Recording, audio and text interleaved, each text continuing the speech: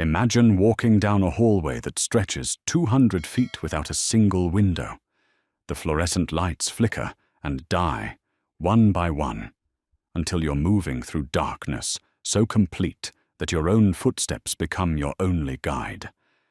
Now imagine that this hallway is not in an abandoned building or a forgotten basement. Imagine it's in your home. In 1944, the Chicago Housing Authority spent $4.1 million, that's $62 million in today's money, to build what they called a solution to urban poverty. Cabrini Green Homes. 15 high-rise towers designed to house 15,000 people in a vertical city of reinforced concrete and modernist ambition. By the late 1980s, those same towers were generating more than one violent crime every single day. The elevators that were supposed to connect families to opportunity instead became vertical highways for predators.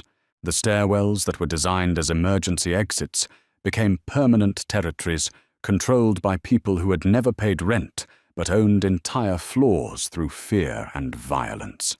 Here's the number that explains everything. Hundreds of residents began committing minor crimes deliberately, choosing arrest over going home. They had discovered something that the architects and planners never calculated. The Cook County Jail had working lights, functioning locks, and rules that applied to everyone equally. Home had become more dangerous than prison. Today, we're opening the forensic files on how the most expensive housing project in Chicago's history became a place where jail felt safer than your own apartment. This is the untold story of Cabrini Green, not just what happened, but exactly how architecture, economics, and institutional neglect combined to create a machine that manufactured danger instead of hope. If you've ever wondered how good intentions can create devastating consequences, or how buildings can shape human behavior in ways their designers never imagined, then this investigation is for you. We're going deep into the blueprints, the budgets, and the brutal mathematics of how concrete and steel can become tools of containment rather than liberation. Subscribe now, because this story reveals truths about American housing policy that powerful people would prefer to keep buried in demolition dust and scattered across 40 miles of suburban anonymity. The ground beneath Chicago's near North Side tells the story of American optimism in layers. Mud from the Chicago River, ash from the slaughterhouses, rail ties that once carried cattle cars toward the killing floors, and underneath it all, the bones of a neighborhood that never quite learned how to be a neighborhood. In 1942, this was empty land, 47 acres of nothing, wedged between the Gold Coast mansions and the industrial spine of the city. The smell of money drifted south from Lakeshore Drive. The smell of blood drifted north from the stockyards, and in between, this patch of earth waited for someone to decide what it would become. The city planners had a vision. Stack the poor vertically, concentrate poverty like a chemical solution until it could be managed, contained, controlled. Take the families scattered across Chicago's deteriorating tenements and funnel them into towers of reinforced concrete, efficiency through elevation, salvation through standardization. They called it public housing. The residents would come to call it something else entirely. The Chicago Housing Authority unveiled their blueprint in the winter of 1943. 15 high-rise towers, 3,600 units, room for 15,000 souls, packed into a geometric grid that an accountant could love. The architects promised community through density, neighbors stacked like books on a shelf, sharing corridors and stairwells and the common cause of survival. But the blueprints told a different story to anyone who knew how to read them. Corridors that stretched 200 feet without a window, stairwells that turned blind corners every 12 steps, elevators that would carry the full weight of vertical life, with maintenance budgets calculated to the penny and nothing left over for redundancy. The concrete foundation was poured in sections during the spring of 1944.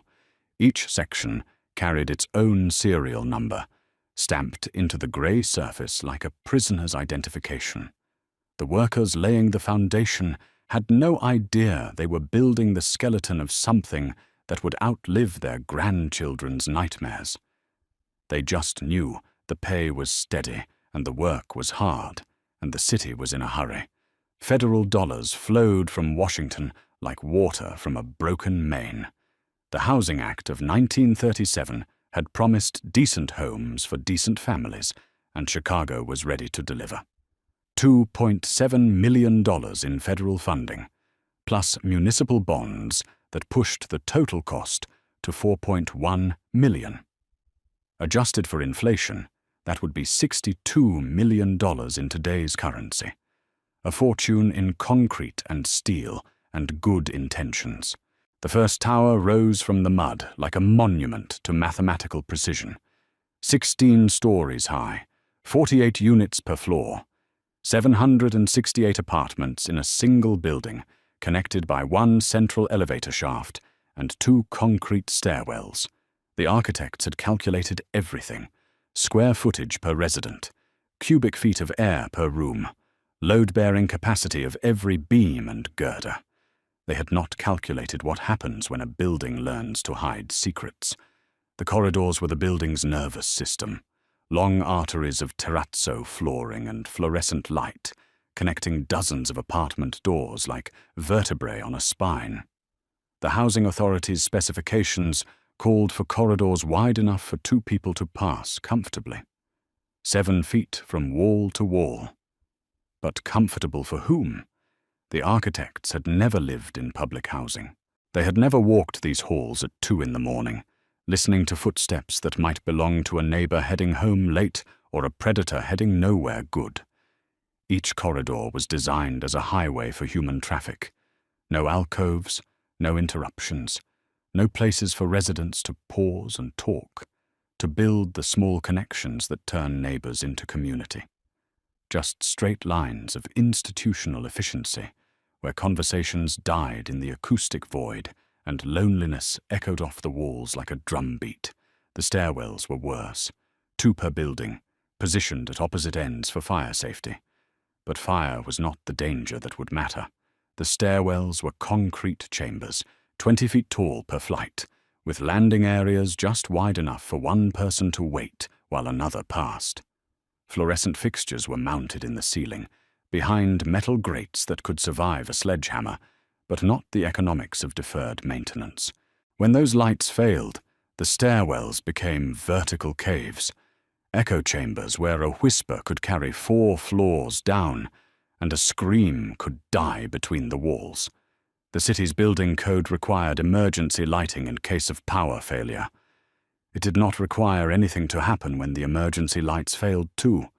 The elevators were the building's pulse. Everything depended on their rhythm, up and down, day and night, carrying groceries and children and the weight of vertical living. The Housing Authority had commissioned elevator systems built to industrial standards. Motors designed to run 18 hours a day without complaint. Cables rated to carry twice their expected load. Safety mechanisms that would stop the car if anything went wrong. But the maintenance contracts were written by the same accountants who had calculated the per-unit cost savings. Preventive service every 6 months. Emergency repairs only when absolutely necessary. No budget for redundant systems or backup plans. When an elevator failed in a 16-story building, half the residents became prisoners in their own homes. The first families moved in on a Tuesday morning in September 1944. Boxes and furniture and children carrying everything they owned up the stairs because the elevators were still being tested. The apartments smelled like fresh paint and possibility. 2 bedrooms and 1 bathroom, and a kitchen with windows that faced either north toward downtown or south toward the industrial horizon. The residents were grateful. Most had been living in overcrowded tenements without central heating or private bathrooms. This was modern living. This was the American promise delivered in square footage and monthly rent payments calculated as 25% of income. Clean walls, working radiators, space for a family to spread out and breathe. The rules were simple. Keep the noise down after 10 in the evening. Keep the hallways clear of personal belongings. Keep children supervised in the common areas. Report maintenance issues to the management office on the first floor. Respect your neighbors and your neighbors will respect you. Nobody mentioned what would happen if the neighbors stopped following the rules. The first winter arrived early and stayed late. November snow followed by December, ice followed by January wind that found every crack in the building's skin. The heating system struggled against the geometry of vertical living. Heat rises, but not evenly, not predictably. The top floors sweltered, while the bottom floors shivered. Maintenance requests began accumulating on the housing manager's desk like snow on the sidewalk. Heating units that rattled and wheezed, elevator doors that took 15 seconds to close, stairwell lights that flickered and died, garbage chutes that backed up and overflowed.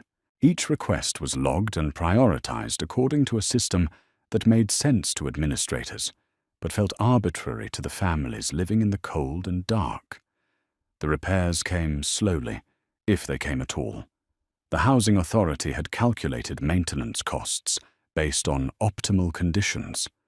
New building, grateful residents, predictable wear and tear. They had not calculated for the reality of intensive use. 768 families using the same elevators, the same stairwells, the same systems designed for efficiency rather than durability. By February, the building had learned its first lesson about institutional neglect. When something breaks, it stays broken until breaking becomes unbearable. And sometimes, even then, it stays broken a little longer. The darkness came gradually.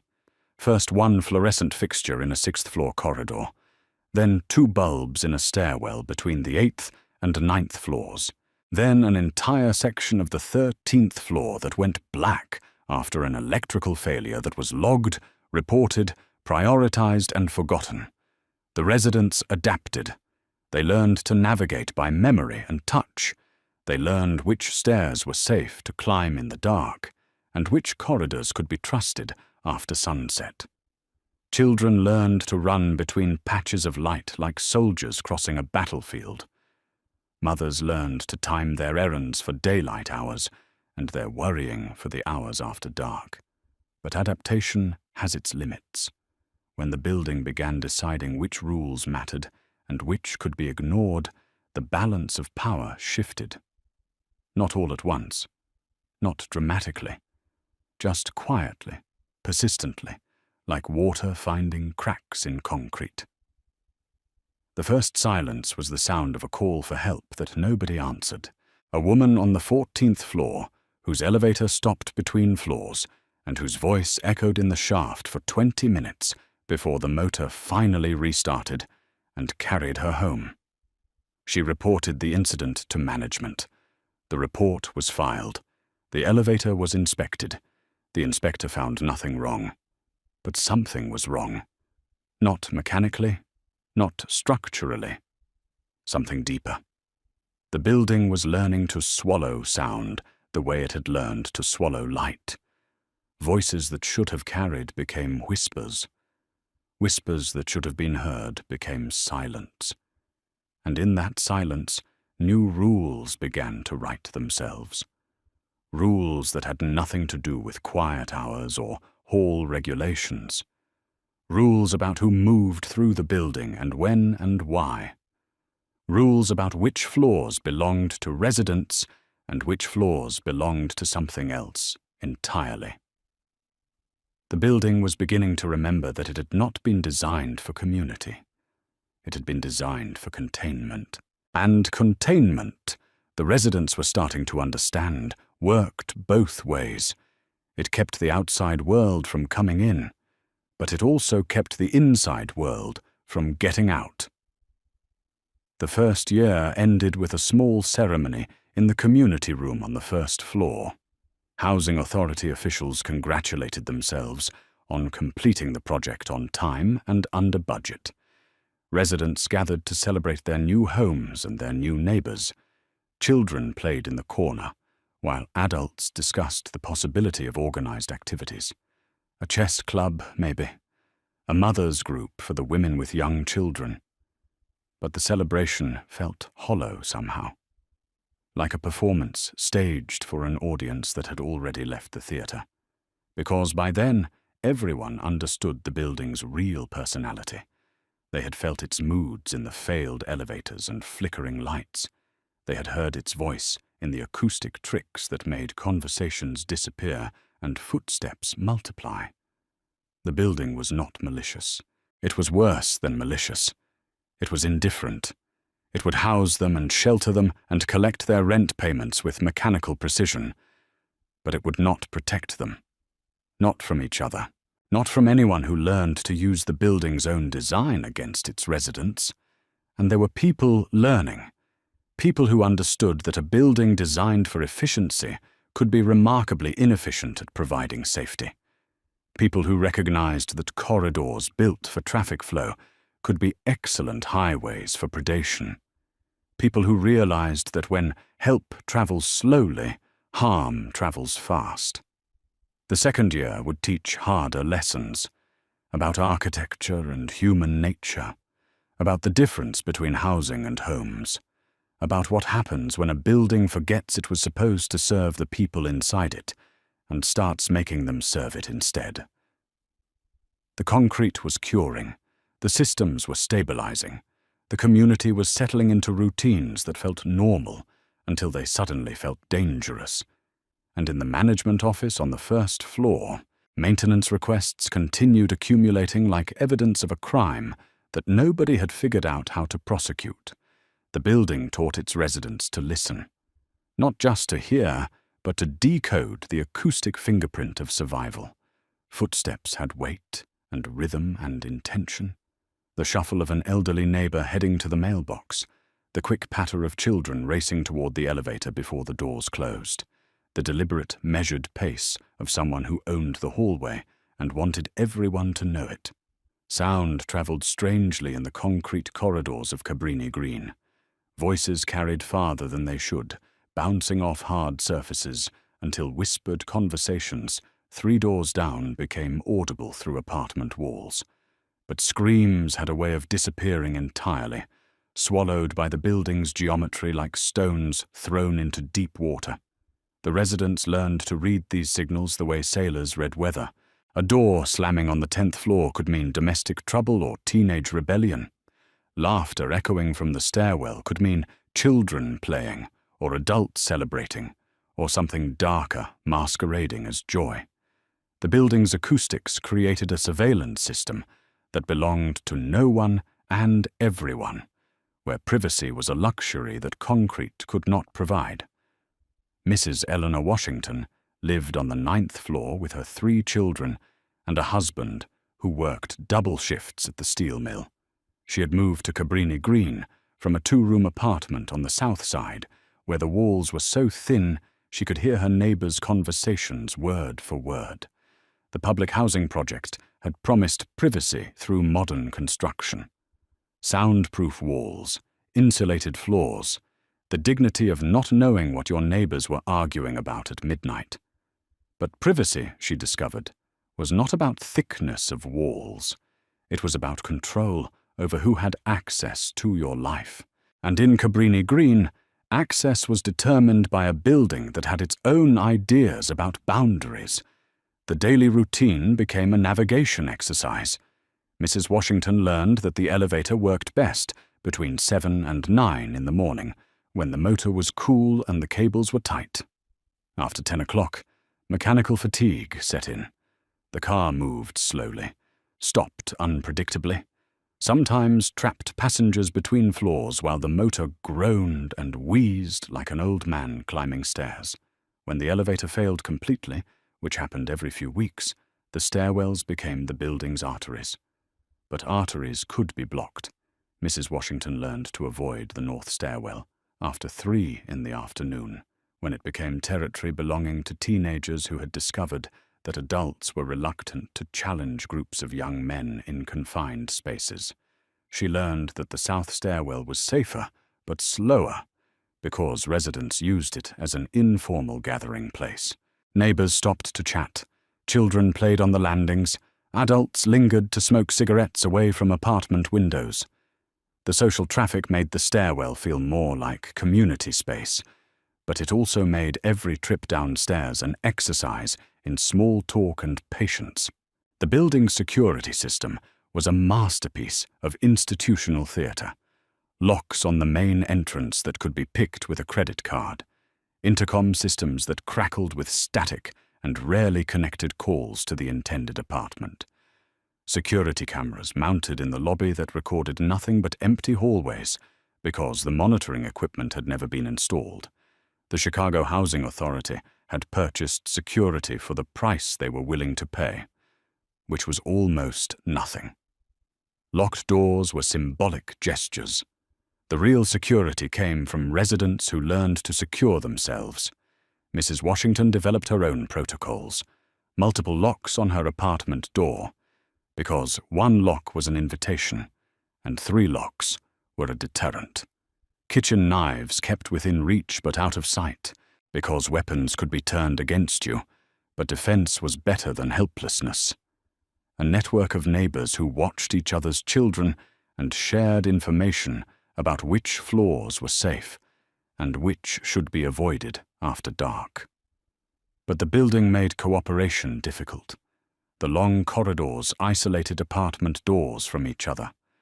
Unlike the front stoops and shared yards of traditional neighborhoods, Cabrini Green offered no natural gathering places, no spaces where residents could build the casual relationships that created community resilience. Instead, the building's design encouraged anonymity. Strangers could walk the hallways without explanation because everyone looked like they might belong somewhere.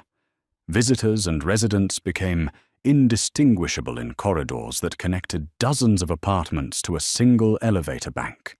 The architecture that was supposed to create community through density instead created opportunities for people who had no business being there.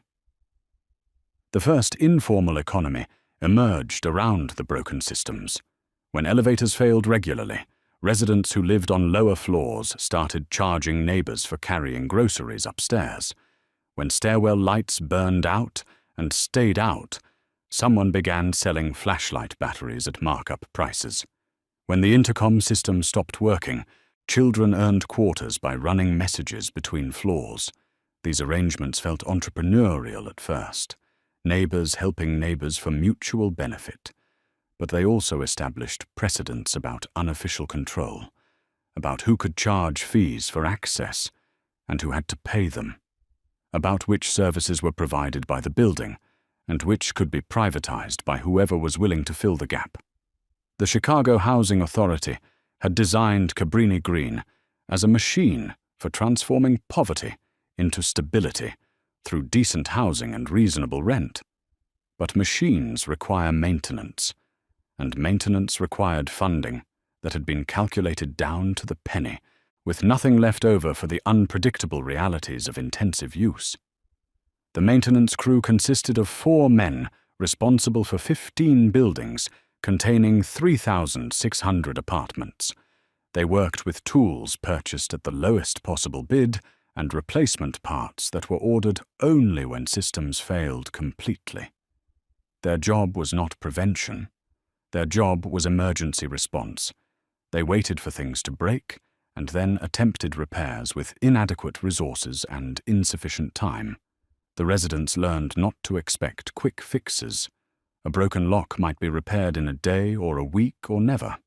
A failed light fixture might be replaced immediately or remain dark for months while the repair request worked its way through the bureaucratic system. Heating problems were addressed when the weather made them unbearable. Plumbing issues were fixed when they became health hazards. This randomness taught the building's own logic.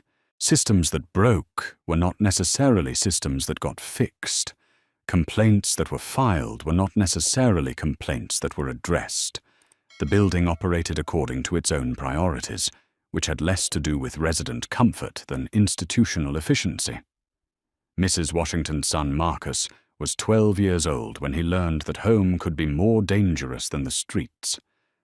The revelation came on a Tuesday evening in November, when the north stairwell lights failed between the 6th and 8th floors.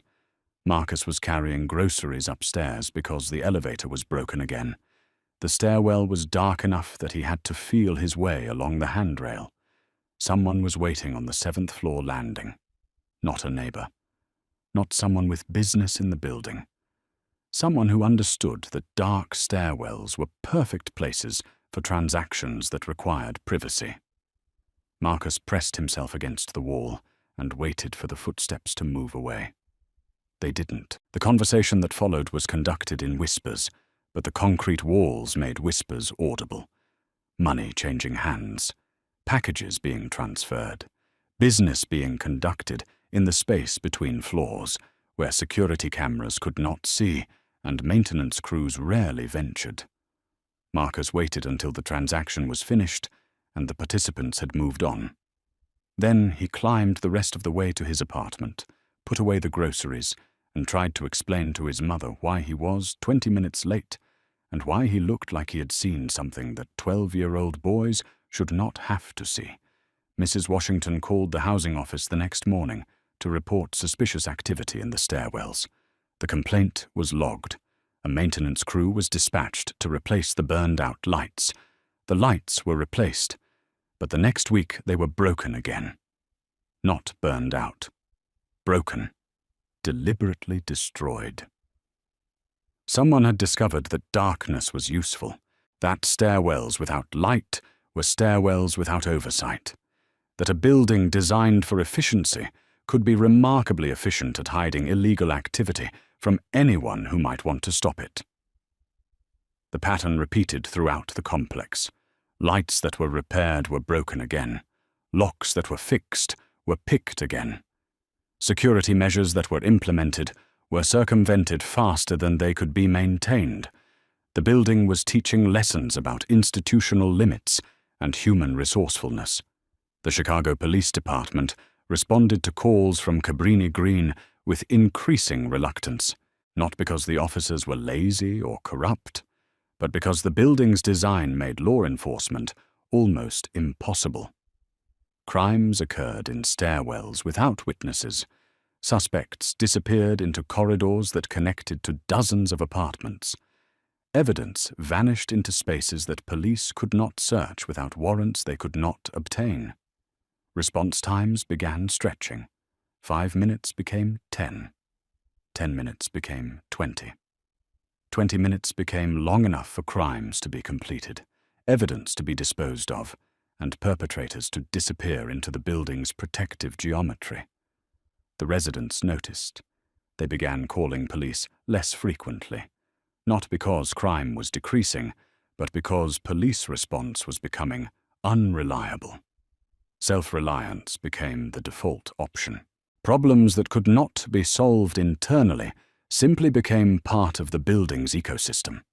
Children learned new rules for navigating their own home. Which stairwells were safe during daylight hours and which were never safe. Which floors could be trusted and which required speed and silence. Which elevators stopped on every floor and which had been programmed to skip certain levels entirely. These lessons were not taught in school or by parents. They were taught by experience and confirmed by repetition. The building itself became the children's primary educator about danger and safety, about territory and power, about the difference between rules that were written down and rules that actually mattered. The community room on the first floor had been designed as a gathering place for residents. Tables and chairs arranged for meetings and activities. Windows facing the street for natural light and connection to the outside world. Bulletin boards for posting notices about events and services. But the community room was located next to the main entrance, which made it visible to anyone walking past on the sidewalk. The windows that were supposed to provide openness also provided surveillance. Residents who used the space felt exposed, watched, judged by passers-by, who saw public housing as entertainment or cautionary tale. Gradually, the community room emptied. Meetings moved to individual apartments. Children played in hallways instead of supervised spaces. Adults gathered informally in stairwells rather than formally in designated areas. The building's social life adapted to its architectural limitations, becoming more private, more cautious, more fragmented. The Chicago Housing Authority had calculated success in terms of occupancy rates and rent collection. By those measures, Cabrini Green was performing exactly as designed. Apartments were filled, payments were made. The federal investment was generating returns in the form of housed families and reduced demand for social services. But the residents were calculating success differently, in terms of sleep quality and children's safety, in terms of whether home felt like sanctuary or siege, in terms of whether the building served them or they served the building. By the end of the second year, the answers to those calculations were becoming clear. The building had developed its own personality, its own priorities, its own way of determining who belonged and who controlled what. And that personality was not particularly interested in the comfort or safety of the people paying rent to live there. The concrete had finished curing. The systems had established their patterns of failure and repair. The residents had learned to navigate a vertical maze that looked like housing, but functioned like something else, entirely. Something that would teach much harder lessons about architecture and power, about institutions and abandonment, about what happens when buildings stop serving people and start ruling them instead. The paradox revealed itself gradually, like a photograph developing in chemical solution. Residents of Cabrini Green began to notice that the safest place they knew was not their home. It was the Cook County Jail. This realization didn't arrive as a sudden epiphany. It accumulated through experience, through stories shared in whispered conversations, through the simple mathematics of daily survival. Inside the county lockup, the lights worked. The doors locked properly. The rules applied to everyone equally. Violence was controlled rather than random. Time moved predictably from morning count to evening lockdown, with meals served on schedule and problems addressed by people whose job it was to maintain order. At Cabrini Green, none of these things were guaranteed. The housing project had evolved into something that no architect had designed and no housing authority had intended. It had become a vertical territory controlled by unofficial governments that collected unofficial taxes and enforced unofficial laws. The building's design flaws had been colonized by human systems that operated according to their own logic, their own hierarchies, their own methods of dispute resolution. Marcus Washington was 15 when he discovered that getting arrested could feel like a rescue operation. The discovery came on a winter night when the elevator in his building stopped working entirely and the stairwells had been claimed by territorial disputes that made navigation impossible for residents who were not participants in the informal economy. He had been carrying groceries to his grandmother's apartment on the 14th floor.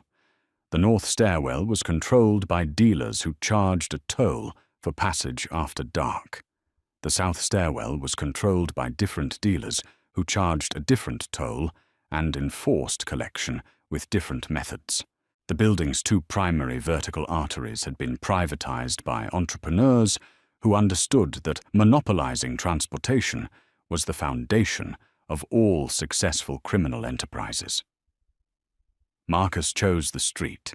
He climbed the fire escape on the building's exterior wall, carrying groceries in a backpack, moving carefully along ice-covered metal grating in December wind that cut through his jacket like a blade. The fire escape was technically illegal to use, except in emergencies, but the definition of emergency had been expanded by practical necessity. He was arrested on the 13th floor landing by Chicago police officers who were conducting a sweep of the building's exterior. The charge was criminal trespass. The irony was that he lived in the building and was trying to deliver food to his grandmother, but the legal system was not designed to accommodate such nuances. The Cook County Jail held Marcus for 3 days, while his mother arranged bail money and his court date was scheduled.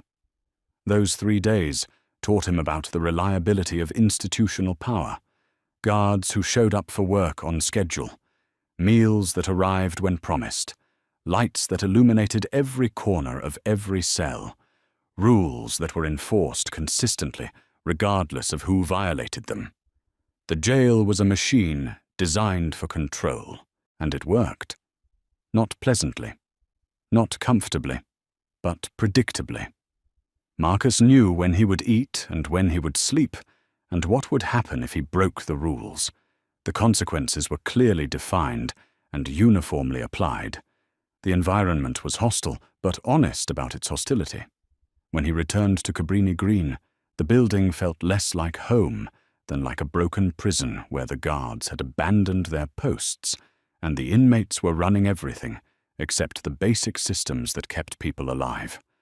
The Cook County Jail processed an average of 230 new inmates every day. By 1987, nearly 15% of those inmates listed Cabrini Green as their home address. This statistic troubled social workers and city officials who interpreted it as evidence of criminal concentration in public housing. But the residents understood the statistic differently. They understood it as evidence of rational decision-making under impossible circumstances. When home becomes more dangerous than jail, jail becomes a form of refugee status. When the building that houses you refuses to protect you, the system designed to punish criminals starts looking like the system designed to provide safety. The Chicago Police Department logged an average of 1.4 emergency calls per day from Cabrini Green. Domestic disputes, drug deals gone wrong, assaults in stairwells, break-ins to apartments, robberies in hallways. The catalogue of crime was extensive and repetitive, a daily inventory of what happens when architectural design enables rather than prevents predatory behavior. But the response to these calls became increasingly predictable. Officers arrived in pairs, investigated briefly, filed reports, and left. Arrests were made only when crimes were in progress, and suspects were immediately available.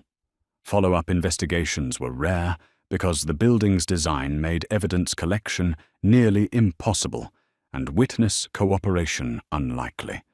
The residents learned to interpret police visits as bureaucratic theatre rather than effective intervention. The uniforms appeared, forms were filled out, radio calls were made to central dispatch. But the fundamental problems remained unchanged because the problems were structural rather than individual. The building had become a machine for generating crime statistics rather than a machine for preventing crime. Every incident was logged and reported and analyzed by administrators who had never lived in public housing and could not understand why their security measures were failing so consistently. Sheila Martinez lived on the 11th floor with her 2 daughters and had developed a system for determining when to call police and when to handle problems herself. The system was based on response time mathematics and outcome probabilities rather than the severity of crimes being committed. If someone was breaking into her apartment while she was home, she called police and also prepared to defend herself because help would not arrive for at least 15 minutes. If someone was selling drugs in the hallway outside her door, she did not call police because the dealers would be gone before officers arrived, and her phone call would be remembered by people who did not appreciate cooperation with law enforcement. If her children were threatened by other children, she handled the problem through informal networks of parents who had developed their own systems for conflict resolution. If her children were threatened by adults, She removed them from the building entirely until the threat relocated or lost interest. These calculations were not taught in any manual or suggested by any housing authority. They were learned through experience and refined through repetition. The residents had become criminologists by necessity, experts in the behavioral patterns of both criminals and police, students of the building's own curriculum in survival and self-reliance. The elevators had evolved into vertical territory that changed ownership depending on time of day and floor destination. Morning hours belonged to residents heading to work or school. Evening hours belonged to residents returning home. Late night hours belonged to the informal economy that used elevator cars as mobile offices for transactions that required privacy and mobility. The elevator system consisted of 4 cars serving 15 buildings. When one car was broken, which happened regularly, the remaining 3 cars became bottlenecks that created opportunities for territorial control. When 2 cars were broken, the building's vertical transportation became a scarce resource that could be monetized by whoever controlled access. Residents learned to read elevator politics the way commuters read train schedules, which cars stopped on which floors during which hours, which operators could be trusted and which should be avoided, which rides were free and which required unofficial payment to unofficial authorities. The building's management had installed security cameras in each elevator car to monitor criminal activity and provide evidence for prosecutions, but the cameras were vandalized faster than they could be repaired. Not randomly vandalized, systematically disabled by people who understood that surveillance equipment could work for residents or against residents, depending on who controlled the recording devices and the recorded information. When cameras were functional, they recorded drug deals and assault and robbery. When the recordings were reviewed by housing authority security, they revealed crimes that had already been completed by suspects who had already disappeared. The cameras provided documentary evidence of institutional failure rather than tools for crime prevention. The Chicago Housing Authority commissioned a security consulting firm to analyze the surveillance system and recommend improvements. The consultant's report identified the problem with mathematical precision. The building contained 47,000 square feet of interior space, connected by 237 individual apartment doors. Comprehensive surveillance would require 68 cameras, 19 monitors, and round-the-clock staffing by trained security personnel. The cost of comprehensive surveillance would have been $400,000 to $20,000 per year. The Housing Authority's total security budget for the entire complex was $37,000 per year. The mathematics of institutional security were clear. Comprehensive protection was mathematically impossible within the financial constraints of public housing. The residents were left to provide their own security through systems that developed organically and operated informally. Neighborhood watch programs that relied on gossip rather than official reporting. Parent networks that shared information about threats to children. Tenant associations that mediated disputes between residents and negotiated with the criminal organizations that had colonized the building's infrastructure. These informal systems were more effective than official security measures because they operated according to the building's actual social dynamics, rather than the theoretical social dynamics imagined by planners and administrators. They understood that territorial disputes were usually about economic opportunity rather than personal vendetta. They understood that violence was typically instrumental rather than random. They understood that cooperation required mutual benefit rather than moral appeal. But informal security systems had their own limitations. They could regulate behavior within the community of residents, but they could not control access to the building by people who did not live there and did not care about community standards. They could mediate disputes between neighbors, but they could not address problems created by the building's design flaws and maintenance failures. The stairwells had become the building's circulatory system for illegal activity. Unlike elevators, which were semi-public and occasionally monitored, stairwells provided private spaces where business could be conducted without observation. The acoustic properties that made conversations echo also made approaching footsteps audible from several floors away, creating natural early warning systems for people who needed to avoid unexpected encounters.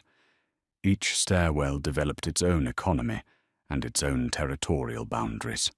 The north stairwell between the 6th and 10th floors became a retail market for small quantity drug sales. The south stairwell between the 12th and 14th floors became a warehouse for storing inventory that could not be kept in individual apartments. The spaces between floors became offices for conducting business that required privacy and security. The building's design had created these opportunities inadvertently. Stairwells were intended as emergency exits and secondary transportation routes. But emergency exits that are rarely used become private spaces. Secondary transportation routes that are poorly maintained become alternative infrastructure for alternative economies. The Chicago Police Department responded to this territorial organization by conducting periodic sweeps of the stairwells. Officers would enter at the ground floor and climb systematically, checking each landing for evidence of criminal activity. But the sweeps were announced by the sound of police radios echoing in concrete chambers, providing several minutes of advance warning for anyone who needed to relocate. After each sweep, the stairwells would be empty for a few days. Then the territories would be re-established, often by the same people using the same spaces for the same purposes. The police action was effective at disrupting specific transactions on specific days, but ineffective at disrupting the underlying economic relationships that made the stairwells valuable real estate. The residents understood that police sweeps were periodic pressure releases rather than sustainable solutions. The building's problems were architectural and economic rather than criminal and legal. Arresting drug dealers did not repair broken elevators. Confiscating illegal merchandise did not restore electricity to dark stairwells. Prosecuting violent criminals did not create community spaces where residents could build social connections. The real police work was being done by residents who had learned to police themselves. Mothers who escorted each other's children through dangerous areas. Fathers who established informal patrol schedules for hallways and parking areas. Teenagers who served as early warning systems for potential threats. This community policing was more effective than official policing because it was continuous rather than periodic, informed rather than investigative, preventive rather than reactive. But it also required residents to become part-time security guards in their own homes, sacrificing privacy and peace for the basic safety that the building's design and the city's resources couldn't provide. The mathematics of institutional failure had become the mathematics of community survival. When systems designed to protect residents instead endangered them, residents designed new systems. When buildings designed to house families instead housed danger, families learned to house themselves. And when the county jail began to feel safer than home, something fundamental had shifted in the geometry of American justice. The demolition crews arrived on a Tuesday morning in October 1995. They came with wrecking balls and controlled explosives and engineering plans that calculated the precise amount of force required to bring down 16 stories of reinforced concrete without damaging the surrounding neighborhood. The math was complicated, but the conclusion was simple. Cabrini Green had to fall. The decision had been years in the making. Federal housing policy had shifted toward mixed-income development and scattered-site public housing. Concentrated poverty was officially recognized as a policy failure. The high-rise towers that had once represented urban planning's faith in vertical solutions were now seen as monuments to institutional hubris. But the residents who watched the first building collapse understood something that the policymakers and urban planners did not. The problem had never been the building. The problem had been the systems that were supposed to make the building work. Tearing down concrete would not tear down the structural inequalities that had made Cabrini Green a warehouse for poverty rather than a launching pad for opportunity. The demolition was televised. News crews positioned themselves at safe distances to capture the moment when architectural modernism died in a cloud of dust and debris.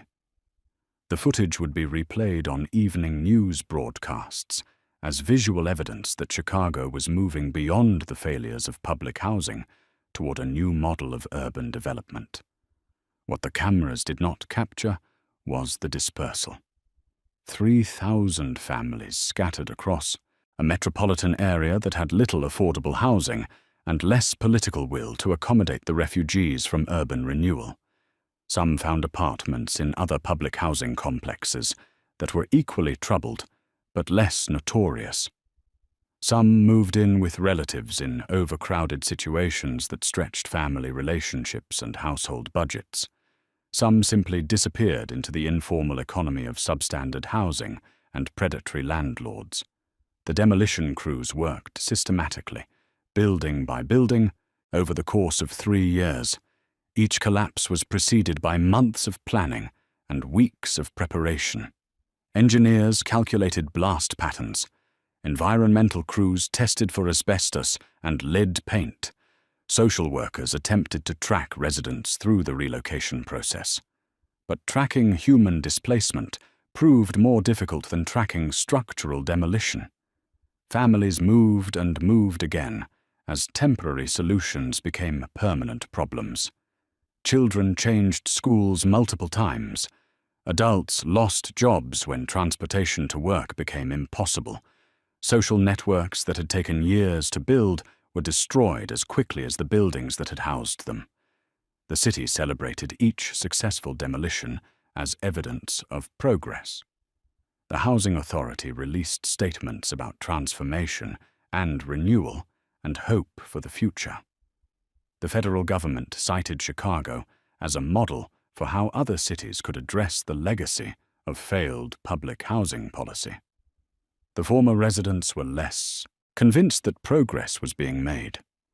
Latasha Williams had lived in Cabrini Green for 12 years when the demolition notice was posted in her building's lobby. She had raised 3 children in a 2-bedroom apartment on the 8th floor, learned to navigate the building's dangers and negotiate with its informal power structures. She had built a life that was constrained but stable, difficult but familiar. The relocation voucher she received was supposed to provide freedom to choose housing anywhere in the metropolitan area, but freedom to choose required options to choose from, and options were limited by landlords who refused to accept vouchers and neighborhoods that were hostile to public housing refugees. Latasha used her voucher to rent a basement apartment in a suburb 40 miles from downtown Chicago. The apartment was larger than her unit at Cabrini Green and located in a neighborhood with better schools and lower crime rates. On paper, the relocation was a success story about poverty deconcentration and expanded opportunity. In practice, the suburban apartment was isolated from the support networks that had made urban poverty survivable. No relatives nearby to help with childcare, no friends within walking distance, no public transportation to jobs or services or social connections. The suburbs offered safety and privacy, but not community or opportunity. Latasha's children struggled in schools where they were among the few black students and the only students from public housing backgrounds.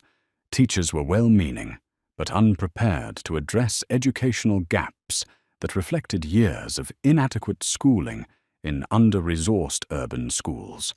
Classmates were curious but cautious about befriending children whose experiences included things that suburban teenagers could not imagine.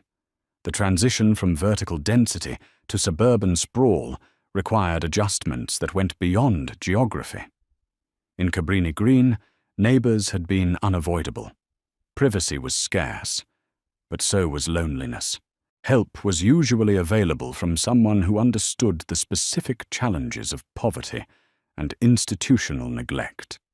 In the suburbs, neighbors were invisible behind closed doors and manicured lawns. Privacy was abundant, but so was isolation. Help was available through official channels that required paperwork and appointments, and explanations that made asking for assistance feel like confessing failure. The housing voucher covered rent, but not the transportation costs of suburban living. Latasha needed a car to reach grocery stores and medical appointments and job interviews. She needed money for car insurance and gasoline and parking fees that were not factored into the economic calculations of affordable housing. The promise of scattered site housing was that poor families would be integrated into middle-class communities, where they could absorb middle-class values and access middle-class opportunities. But integration required social capital that could not be transferred with housing vouchers. It required cultural knowledge that could not be learned from pamphlets about suburban living. Latasha found work as a home health aide, driving between client houses to provide care for elderly residents who needed assistance with daily activities. The work was steady and paid better than jobs available near Cabrini Green, but it also required her to be away from home for 12 hours a day, leaving her children unsupervised in an environment they didn't understand. Her teenage son Marcus began skipping school and hanging out at a shopping mall where security guards followed him, and store managers watched him with suspicion that was race-based rather than behavior-based.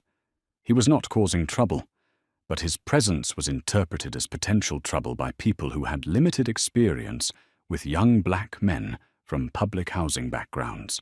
Her younger daughter began having nightmares about the demolition of their former home.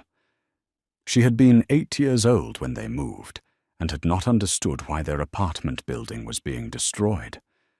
The suburban house felt temporary to her, like a place where they were staying until they could return to their real home. But there was no real home to return to. Cabrini Green existed only in memory, and in the empty lots where the towers had stood. The demolition had been complete and permanent. The community that had grown within the building's flawed architecture was scattered beyond reassembly. The Chicago Housing Authority commissioned a study to evaluate the success of the demolition and relocation process. The study tracked former residents for 5 years after displacement and measured outcomes in terms of employment, education, housing stability, and neighborhood safety. The results were mixed. Some families had indeed benefited from relocation to areas with better schools and lower crime rates. Children who had been very young during the transition showed improved academic performance and reduced exposure to violence. But other families had struggled with increased housing costs, social isolation, and discrimination in communities that were not prepared for or welcoming to public housing refugees. Many had moved multiple times as initial placements proved unsustainable. Some had become homeless when vouchers were lost due to bureaucratic complications or landlord disputes. The study's conclusions were carefully worded to emphasize positive outcomes while acknowledging persistent challenges. Policymakers used the research to justify the demolition as a necessary correction to decades of failed housing policy. Critics used the same research to argue that demolition had simply relocated poverty without addressing its underlying causes. The former residents were too busy surviving to participate in academic debates about housing policy effectiveness. The vacant lots where Cabrini Green had stood were rezoned for mixed-income development. Private developers partnered with the Housing Authority to build new communities that would include market-rate housing, affordable housing, and a small number of public housing units. The new development was designed to avoid the architectural mistakes that had made Cabrini Green a symbol of public housing failure. Low-rise buildings instead of high-rise towers, scattered site units instead of concentrated poverty, market-rate residents to provide positive role models for public housing families. But the new development was also designed to exclude most of the former Cabrini Green residents. The application process required credit checks, background checks, employment verification, and landlord references that were difficult for families with histories of poverty and institutional contact to provide. The waiting list for public housing units in the new development was longer than the list of former residents who met eligibility requirements. The redevelopment was marketed as community transformation rather than community replacement. But transformation implies continuity, and there was little continuity between the families who had lived in Cabrini Green and the families who were invited to live in its replacement. The new residents were predominantly white and middle class. They worked in professional jobs downtown and chose the development for its proximity to the city centre and its relatively affordable housing prices. They had no connection to the community that had existed before demolition, and no understanding of the social networks that had been destroyed to make room for their apartments. The scattered public housing units were occupied by families who had successfully navigated the application process and the waiting list, but these families were isolated within a development designed primarily for people with different economic circumstances and cultural backgrounds. The mixed-income model created physical integration without social integration.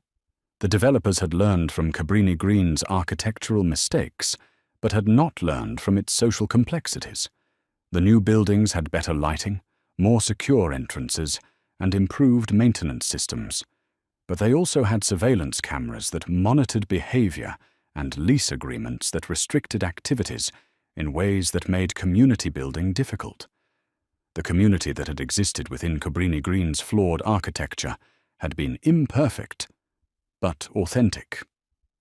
Residents had known each other's stories and shared each other's struggles. Children had been raised by networks of adults who provided informal supervision and support.